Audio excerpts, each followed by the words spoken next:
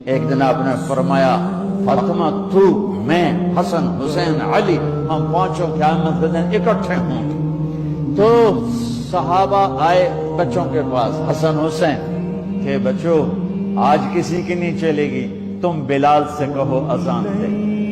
تو یہ دونوں ننھے منھے بھائی، حسن 7 سال کے، حسین 6 سال کے، 10 مہینے کا فرق تھا دونوں بھائیوں میں۔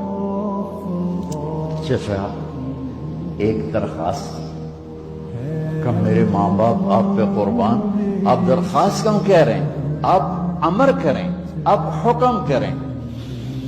کہنے لگے جیسے آپ ہمارے نانا کے لیے اذان دیتے تھے آج ہمارے لیے دے دو۔